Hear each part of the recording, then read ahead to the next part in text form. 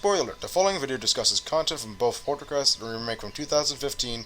This includes the ending and other important scenes. We recommend watching the movie before this review to minimize any lost content. Thank you and enjoy. Top Hat Monocle K.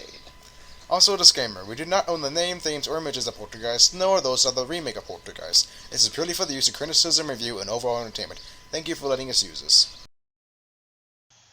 There he is. What the fuck are you doing, man? Are you high or something? I mean, come on!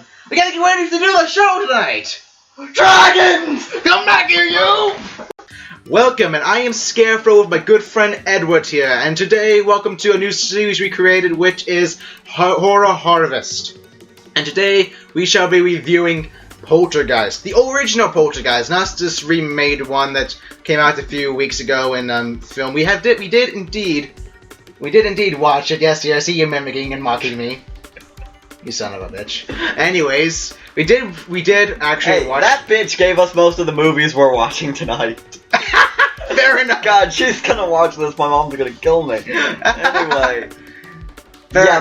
We are basically just marathoning through the night with a bunch of horror movies and gonna do a few videos on the way so that we can build up a little bit of a library to fall back on in case we, ever can't record anything. So we got a lot of movies from my mother, who is a big horror movie fan. You merely adopted the genre. I was born into it, molded by it. Anyway, so yes, we are also good horror fans ourselves, and by doing so, we've just gonna be watching horror movies. Maybe we will actually cross-reference them. You're gonna be hearing us cross-reference the original one to the remade one because we have watched it. We're gonna be doing that with some other ones. We saw it in theaters just a little while ago, so it's still this is soon after it just came out. Yes. So let's get started. Anyway, so first things we've noticed is it's very slow to begin with. It's extraordinarily slow. The beginning it's a lot of scenes that don't really contribute, or just kind of, even if they do, not really in a way that outbalances how absolutely crawling it is. I guess they're trying to introduce concepts or characters, but in all reality, though that would be fine in most cases, this is just done with so little interest. It's like it'll initially make me not like the characters that they're introducing because I'm not entertained by them, and that's what I'm expecting to do when I come into a movie, be entertained, And for those who haven't heard of Poltergeist, it's basically family moves into this new home, and this is going to be full of spoilers, so if you ever want to watch the Poltergeist and get a fresh thing, I suggest watching this after it. But the basic idea is the family. Well, the new one they move into a new home, but in this one they've been living in the home for a while, and they're having construction in their backyard. Yes, and it digs up some remains, it seems. What happens really, I believe, that the disturbance of the ground, because a while ago it got covered up. It was I don't know if it was a graveyard or an Indian burial they site. keep making, in both movies they make a joke about, is this not an Indian burial ground? So I think they make it believe that it might have been one, because what they simply did was they didn't even move the bodies, they just moved the headstones and says it was fresh land. Then they built houses upon it. So they're living in this house like nothing, like nobody's business, and all of a sudden they dig a pool, or whatever they're digging back there. Maybe they're digging for buried treasure for all the fuck I give. Anyways, they disturb the presence of the spirits, and now it's taking over and trying to hunt down the daughter. So yeah, the issue with how slow it is, because I can imagine what people are thinking when I say it's too slow, is that you think it needs to build up a tension or a drama like what's happening, but this doesn't do that. Since it's just casually showing scenes from the life, I feel like it's trying to not build a tension, because the movie does good at building a tension later. But oh, definitely. At the moment when it first starts, I feel like it's trying to just act like a suburban thing, like it's not going to be a horror story, but that's what you want. That's what you're ready for when you go into watching a horror movie. So if you just get that little peaceful sitcom opening kind of beginning to the movie, it just doesn't really feel right. It feels so, if anything, boring for something that should be exciting and supernatural. If anything, it actually does make the ending even better, because it's like you've seen this slow sitcom-y sort of feel, and all of a sudden, boom, you get this explosion of supernatural The working. ending's amazing. I'll Exactly. agree. But at the moment, I would like to say real quick, and I'm hoping the editor puts this up. Ball shot. Ball There shot is a indeed. Ball shot in the beginning. Guy on a bike. I just really wanted to include that. Yeah, I can't remember if it was the actual family's kids, but they were having like little toy cars racing, and all of a sudden. I'm sorry if I'm like looking over, but through watching the movie, I took notes on basically everything that we wanted to talk about, so we wouldn't leave anything out, we wouldn't forget. So I just have a notebook over here that's like just stuff. And next note on the list, well, not really next because we've been like all over the list, but an important point is the mom is a dumb cunt. Yeah. Case in point, What do you do when your child's pet dies? Well, you might hold a little funeral or try to be really delicate and comfort the kid. No, she just kind of took the pet bird and went to flush it without the kid and hoped the kid wouldn't notice. Oh, and just the irony in it, as soon as she goes to jumping into the toilet, the little kid's standing right there like, Mommy, what are you doing? And then she's just, so she has... I'd like to say, yes, compared to the new one, the little girl, because in the new one, she doesn't really get much other than she's talking to someone imaginary stuff. It's kind of creepy. But in this one, she's just made out to be far more adorable. She's made out to be a little cute, innocent girl. And I bet it's better shaped as that. Yes. Also, I'm just stumbling a little bit in my words. Yes, I can see you stumbling a bit in your words, and I'm trying to point in the fact that, yes, I do agree she's also very adorable. In fact, in regards to the pet's funeral, not only does the mother give her like a little box, she takes a little napkin as a blanket and puts it over the bird and puts a rose in it. I mean, that's just cute right there. Just how much respect and like how much she actually cared for that little bird. Which really shows, because she gave a proper funeral to the bird. She gave it a proper funeral, showed it great respect for its life and that it was ending, shown great sorrow. Whereas the adults, because I think it's a theme that like when you're young you're pure. Yes. In this movie and in the remake, and it's that when she does that, she's kind of showing that she was nicer than the adults were to the human graves, and that's just also showing how she's more pure and untainted because, you know, she's not bothered by greed or the lust for, you know, money or she's prospect. just worried about showing the respect where it's due for this living being that has lost its life. Precisely. In fact, I would have really liked if later in the movie the bird showed up again. Like, just while the closet was open or something, the bird just flew out of it. That would have been awesome. But instead of being this horrible ravaging monster, was actually nice. Was that, you know, like, actually just to show that the respect for its death helped to preserve it after death. That would have been good. That would have been very good, actually. And then also, like, showed us respect to the little girl, maybe even sat on his head, you know, been nice, but obviously they didn't put that in. But it's not like it took away from the movie. The movie was actually still rather well. Now, moving right along, besides the bird, the clown! The clown! In the new one, they tried to make a big deal of it in the posters and this, because it was a big deal before with the old one, and for good reason, it is creepy. In the new one, they didn't really do much with it, though. It showed up for, like, one scene to scare him, unreasonably, and then one scene to actually scare him reasonably, like jumping at him. Yeah. Whereas in this one, there was, like, a scene in the beginning where it kind of did the same amount, where it just kind of... But in the beginning, it didn't just fall out and wasn't an unreasonable scare. It was actually, like, disappearing and reappearing at the end of its head. It was more of a subtle thing to where it was like, oh, like, in first one, they made a huge deal of the clown. They put it on the movie poster. When you think something's on the movie poster, it's gonna be a big deal. In this one, as you said, it just, like, sat there. It looked very creepy, very distorted. This one... Which was good, because in the beginning, it didn't do anything. It didn't. But then, at the end, and we will get to the big climactic end... It kind of... It completely... It attacked him. With all the build-up from the beginning just being creepy and unsettling through the entire movie, even though it was slow, to this big... Like, through the whole thing, it's like they're playing chess with the Poltergeist with a little back and forth, and at the end, it's like the Poltergeist has just rage quit and flipped the table. That is almost like it was, because the clown goes from being like a little doll you might have at your grandmother's house, you know, the one which just sits on the shelf staring at you very creepily with its dead cold eyes, and then, you know... And that's a relatable point. Yes. The new clown was creepy looking. Like, this one wasn't creepy looking, but it was something that would initially creep you out. Especially to a little child. That it's like, it tapped into that that feeling from when we were little and went over Grandma's house and there were those dolls and ceramics everywhere. It's I mean, I'm looking at a it's row more of angels up there that are watching us. We're at his house and I do not like it. Yes, it's more of an uneasy feeling that like the clown.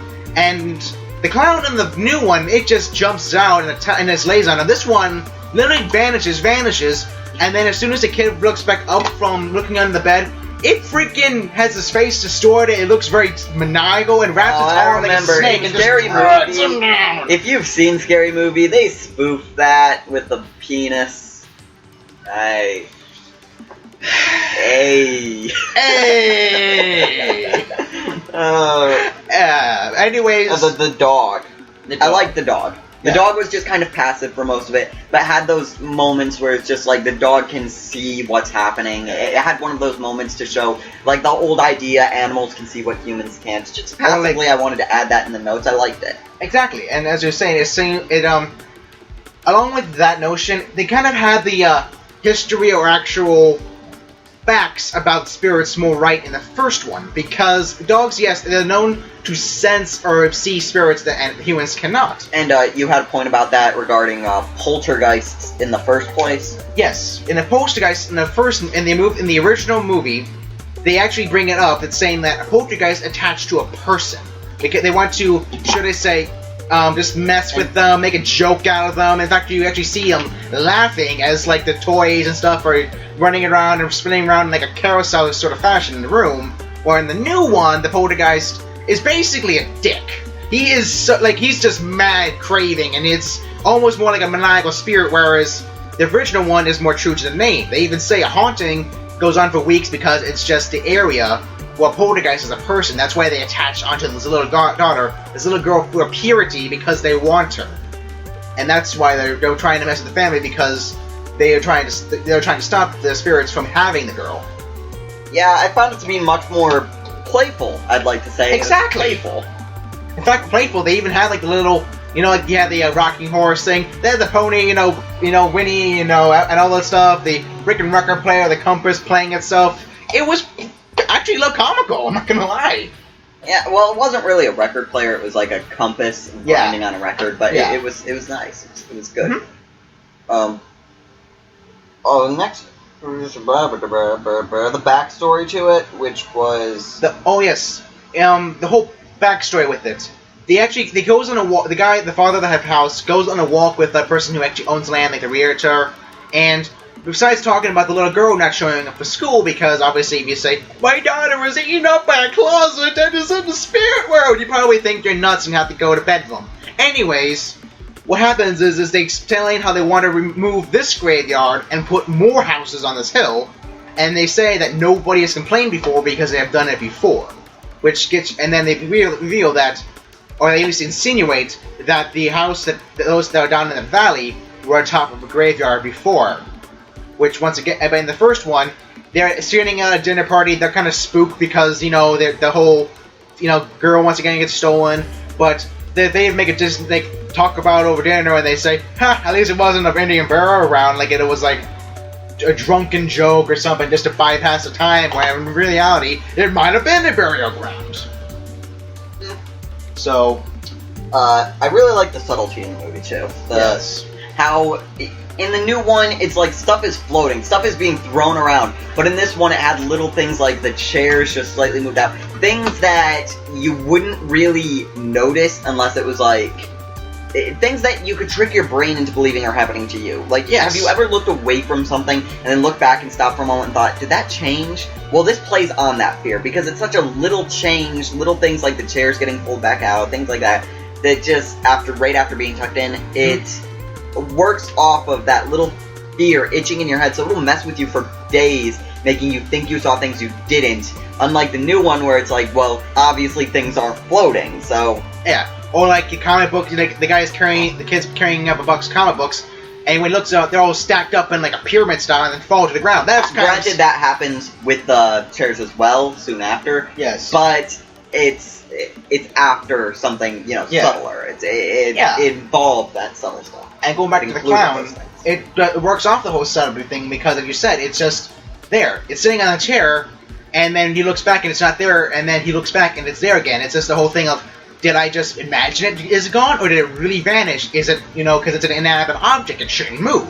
Yeah, it also played well off of that fear. The idea that you're lying in bed and you see something that you don't see or shouldn't be there, and then later it'll, you'll just focus on it for a long time. It would just itch in the back of your mind, as you said. It's just... Yeah, you ever try to go to bed while something like that's itching at you? I have, and it does not work well. I usually stay up for a while. Horrible. It's just not good. I mean, not really often after watching scary movies. For some reason, we're just desensitized. We're just a little desensitized to horror movies. What's annoying, when that does happen is, like, right after my grandma came over for a while. Yeah. She brought a ton. I mean, box after box after tote of ceramic dolls. Ooh!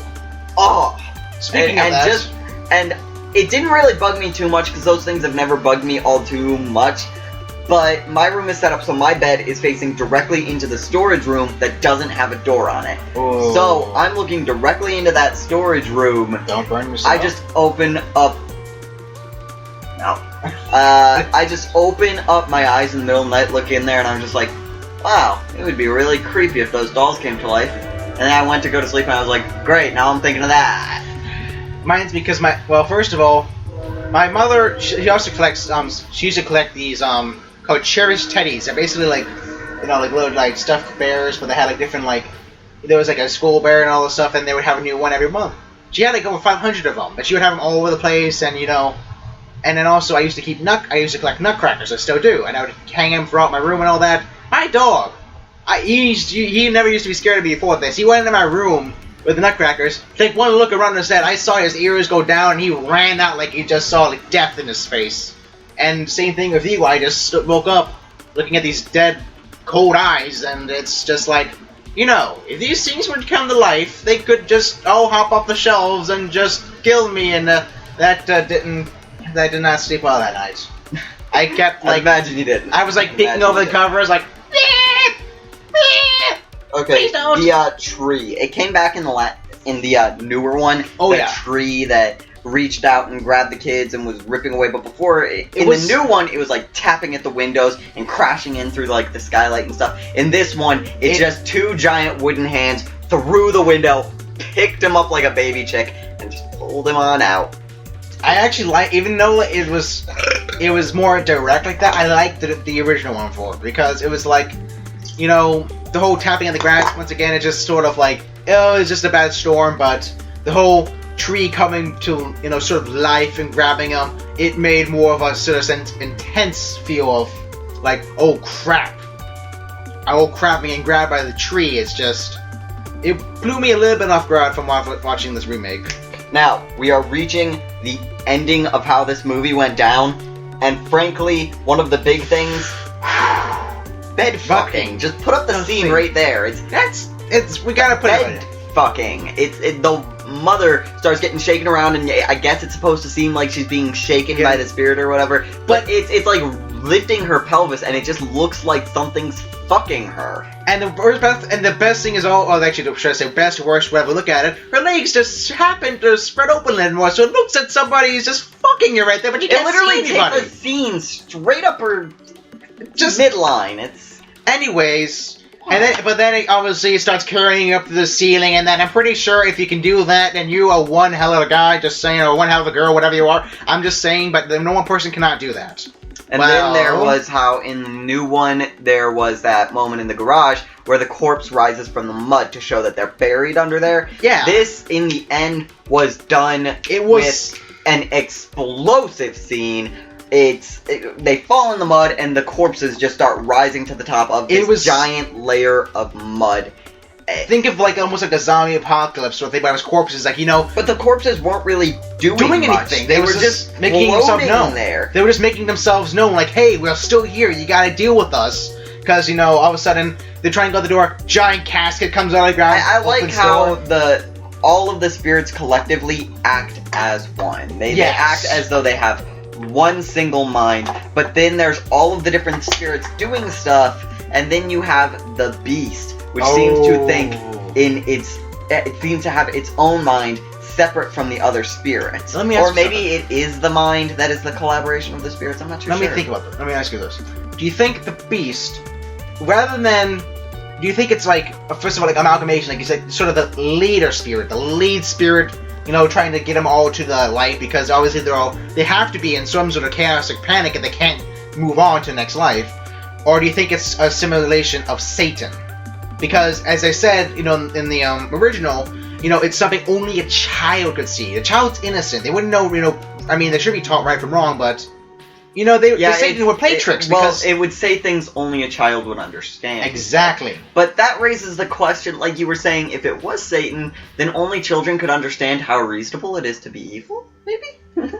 I mean, we've seen... If you see... Because really, doing the right thing isn't always the logical thing. Therefore, those who are pure would better be able to understand evil as something good. I think we're reading more into this than it meant to. Probably, but I just brought the question up because whenever you hear the beast, it's either like Satan or some other like mythical being. Mark of the beast, it's 666, exactly, blah, 666. blah, blah. You know, all of that stuff. And then the giant demonic wall asshole. The demonic asshole! It seems like that's exactly what he said in the movie when he saw it. On the demonic wall. asshole! It was just a giant demonic looking hole that happened to resemble an anus. And and the thing was it was like a black hole as well. It was just sucking things in, and it's like, oh, Jesus, is this?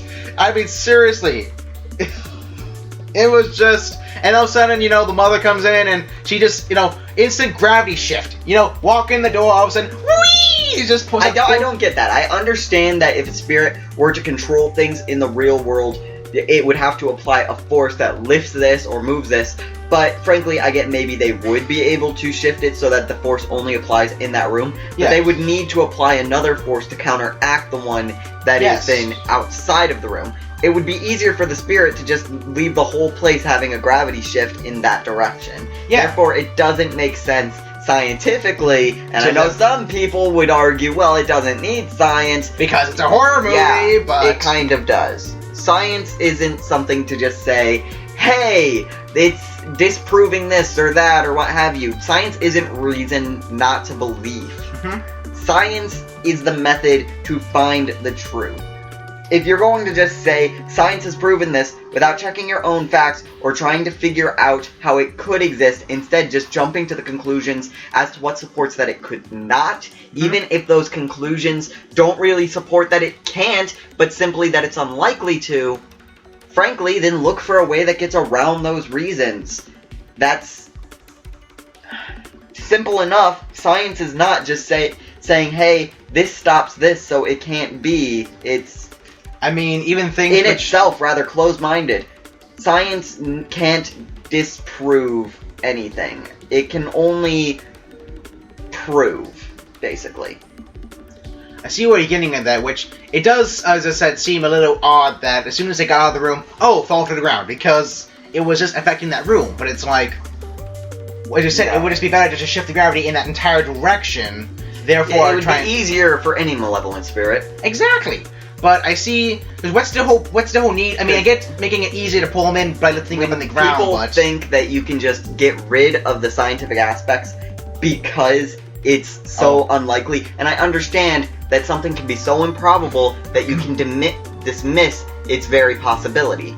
But that doesn't get rid of the fact that absolutely anything is possible, and that, simply put, until you're willing to go into extensive research on your own behalf to discover whether or not it is true or false, and then finding every single way in which it is possible and testing them individually, you can't say science has proven anything. All you can say is, scientifically, it seems unlikely. That's, I guess, what I was getting at. And so, as it comes down to it, when you add a new force, or a poltergeist or anything like that, they need to follow some scientific rules or some logic. I get that it might be more scary to think that it's only in that room, but that would defeat the... But that has nothing to do. The spirit wouldn't bother itself with that crap. And moving right along, because we're still talking about the ending, is it was a snowball. As we said, it started off very slow, got a bit more tense, got even more tense. As I said, the clown went from disappearing randomly to attacking the child. It went to even greater lengths. To when they pull this rope to try to get the mother out, a giant skull comes out and just screams, typically portraying the beast. It's like just giant skull. Oh, another note on the beast was it was mentioned a few times beforehand. Yeah. One of the big points that I really like is when the guy got bit. But they were saying, oh, I forgot about that actually. Yeah, he had a large bite mark on his side, and it put up a scene, what have you. Yeah. But it's a giant bite mark on his side, and they're saying that to her, it's just another child. Does she actually physically see it as different, or is she completely blind while she's there? Because keep in mind, it looks very bright in there. Yeah. Maybe throw in some sunglasses for the girl. Probably. And again, it might not be good to see what's in there. I mean, we saw what it looked like in the new one. Yes, and the new one, all we saw was... And the new one, they use a drone. They definitely modernized it a bit. They had social media. The teens texting on the phones all the time. A freaking pop idol of the house cleaner. And then drones, obviously. But they use a drone to go into the spirit world and see that it's just a normal house, but caked on there with all the dead souls of suffering. Basically, a ton of corpses, stuck to and growing out of the walls. It almost looked like it's just reaching out and screaming. I loved it. It was amazing, actually. It was great. And they used all of the best effects in this movie for the very ending. Mm-hmm. As we were saying, how it just big boom. Love it.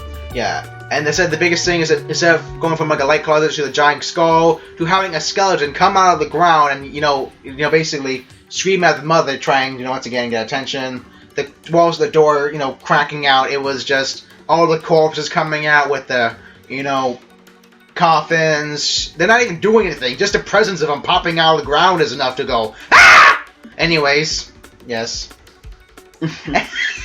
Anyways, and after seeing all the thing, to even make the father push the TV out of the living room, which they've done spoofs of it before in Simpsons or Family Guy, where they... I love the Family Guy one. He pulls the TV back inside after Lois pushes it out, and then puts Mega outside. And then they just close the door, just And then just end of movie. End of episode. Yeah. But... Yeah, anyways, I think we're pretty much wrapped up here, so... Anything else you'd like to say left? Oh, yes! The black guy lives! Oh my god! The black guy lived to the end! It was amazing! I was befuddled by that ending. It's a huge twist ending for any horror movie. Black guy lived. For all the ghost stuff, black guy lived. And in fact, even the first one, I think a black guy was even in that one. I'm sorry. Anyways. Yeah. Why wasn't there a black guy in the new one? Anyways. We're gonna have to put up just a little thing at the bottom, we are not racist. We are not racist. Just putting the words right here. We are not racist. We should put it in the fancy titles we are not racist. But you have to admit that is a very common trend, is that the black guy dies. Especially just the token black guy dies. Especially in a lot of the older movies, in the core, I always said a black guy who did die eventually, a lot of the old ones. But anyways, that was our first episode of Horror Harvest. Hope you enjoyed it. If you did enjoy it, we will be putting up more videos of other horror movies, reviewing them. Yeah, we're probably going to do more tonight, actually. So if in the next video we're in the same clothing, you can imagine why. Same... Well, or that or we're just bums and we just don't like changing our clothes. Yeah, that too. Anyway. How are you to judge me? Why are you judging me for how I... You're looking at us for entertainment, not to judge us. If we're looking for judgment we would judge ourselves. Judgment is entertaining, you ugly mother... You son of a... Wait, I already said that.